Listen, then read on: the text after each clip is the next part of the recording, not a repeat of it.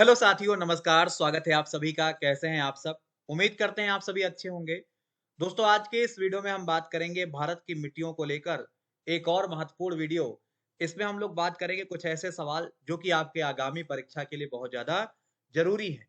तो आइए, बिना टाइम वेस्ट करते हुए स्टार्ट करेंगे। पहला सवाल है, भारत में कौन-सी मृदा या कौन-सी मृदा समूह लोहे का अतिरेक होने के कारण अनुर्वरक होता जा रहा है? आपका उत्तर हो जाएगा लैटेराइट मृदा। हम किसके बारे में बात कर रहे हैं? लैटेराइट मृदा के बारे में। चलिए आगे बढ़ते हैं। अगला सवाल है, भारत में कितने परसेंट भूभाग पर जलोढ़ मिट्टी पाई जाती है? आप सभी जानते हैं कि भारत के अधिकांश भूभाग पर जलोढ़ मिट्टी पाई जाती है। परसेंटेज अगर कोई पूछेगा तो आपका उत्तर हो जाएगा 43%, यानी कि 43% से अधिक भूभाग पे जलोढ़ मिट्टी पाई जाती है, जो कि सबसे ज्यादा है। अगला सवाल है, भारत की सर्वाधिक महत्वपूर्ण मिट्टी कौन सी मानी जाती है? महत्वपूर्ण का मतलब यहाँ पे ऐसे है कि जिसमें सबसे ज्यादा तरीके से फसलें उत्पादित की जा सकती हैं, तो आपका उत्तर हो जाएगा जलोढ़ मिट्टी। अगला सवाल है, ये निछालन और ऑक्सीकरण के द्वारा निर्मित मृदा कौन सी होती है? आपका आंसर हो जाएगा यहाँ पे मखरला मृदा। कौन सी होती है? मखरला मृदा। आप इसे जरूर याद रखिएगा। अगला सवाल है, भारत के सर्वाधिक क्षेत्र पर कौन सी मिट्टी का विस्तार पाया जाता है? तो थोड़ी देर पहले ही हमने इसे किया है। भारत के सर्वाधिक क्षेत्र पर जलोढ़ मिट्टी का विस्तार पाया जाता है या देखने को मिलता है। क्लियर? आगे बढ़ेंगे। रेगुड़ मिट्टी सबसे ज्यादा आपको कहाँ दिखाई पड़ती है? तो आपकी जो रेगुड़ मिट्टी है यह सबसे ज्यादा महाराष्ट्र में आपको दिखाई पड़ती है। आगे बढ़ेंगे। असम की बराक घाटी किस फसल की खेती के लिए प्रसिद्ध है?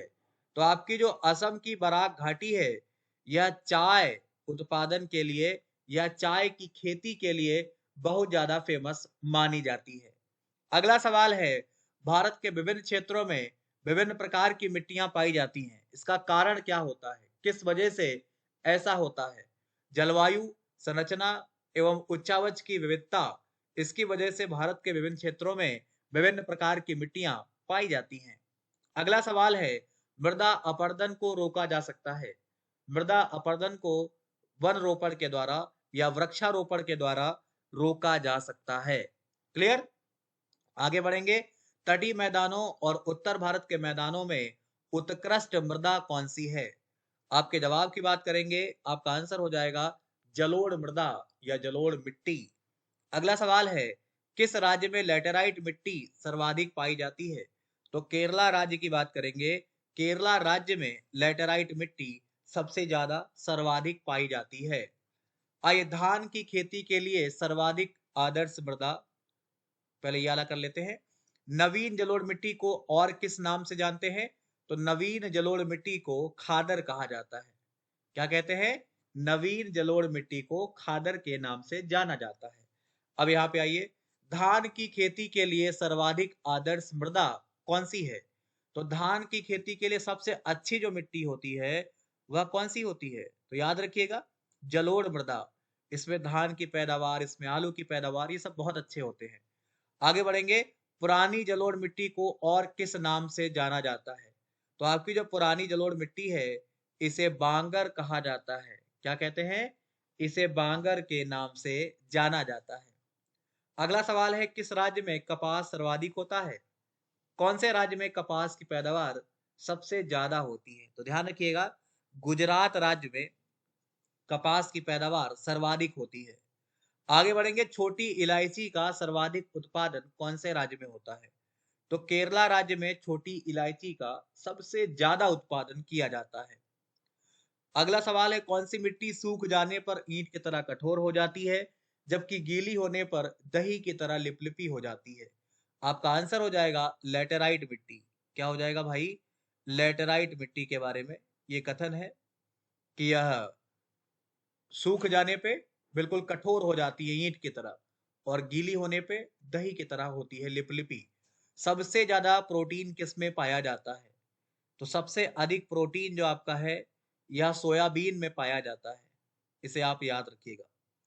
अगला सवाल है, भारत में बड़ी इलायची का सर्वाधिक उत्पादन कहाँ पर होता है? तो भारत में बड़ी इलायची का सबसे ज्यादा उत्पादन सिक्किम में होता है, ध्यान रखिएगा। अगला सवाल है, अंगूर में कौन सा अम्ल पाया जाता है? तो अंगूर में टार्टरिक अम्ल पाया जाता है, आप इसे याद रखें। अगला सवाल है, तंबाकू में कौन सा रसायन पाया जाता है? तो ध्यान रखिएगा, आपके तंबाकू में निकोटीन पाया जाता है। क्या पाया जाता है? तंबाकू में निकोटीन पाया जाता है। आगे बढ़ेंगे। अगला सवाल है, आंवले का सर्वाधिक उत्पादन कौन से राज्य में होता है? आंवले का सबसे ज्यादा उत्पादन उत्तर प्रदेश में होता है। उत्तर प्रदेश में एक जिला है प्रतापगढ़, वहीं पर होता है। नेक्स्ट आइए, जौ का सर्वाधिक उत्पादन कौन से राज्य में होता है? तो जौ का भी सबसे ज्यादा उत्पादन यूपी में होता है, इसके बाद राजस्थान में होता है। क्लियर? भारत का कौन सा राज्य चाय का सबसे बड़ा उत्पादक राज्य है? तो भारत में असम राज्य चाय का सबसे बड़ा उत्पादक राज्य माना जाता है। चावल का सर्वाधिक उत्पादन कौन से राज्य में होता है? तो चावल का सर्वाधिक उत्पादन पश्चिम बंगाल राज्य में किया जाता है, ध्यान रखिएगा। क्लियर है भाई? तो ये पॉइंट आपको याद रखने हैं, ये आपके महत्वपूर्ण सवाल थे जो आपके एग्जाम में आ सकते हैं। फिलहाल आज के वीडियो में हम इतना ही करने वाले हैं। इसके अलावा अगर आप अभी तक अनअकैडमी से जुड़ नहीं पाए हैं तो जुड़ जाइए। अपनी तैयारी को बेहतर करने के लिए आपका अनअकैडमी पे जुड़ना अनिवार्य है।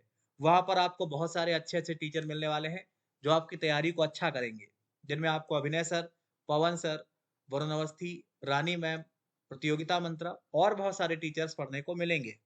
तो आप इन सभी के साथ अगर ज्वाइन करेंगे, इन सभी की डिटेल क्लास करेंगे तो आपको बहुत सारी चीजें क्लियर हो पाएंगी। वहां पर आप अपने डाउट खुद से भी क्लियर कर सकते हैं। आज का डाउट नाम का एक फीचर है जहां से आप ये सारी चीजें खुद से कर सकते हैं। आप अगर अनअकैडमी प्लस पे जुड़ना चाहते हैं तो आप मेरा कोड यूज करिएगा, Deepak Singh YT10, DEEPAKSINGH YT10।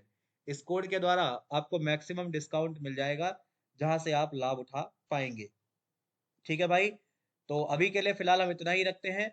आपसे हम जल्द मुलाकात करेंगे और सारी नई नई चीजों को लेकर।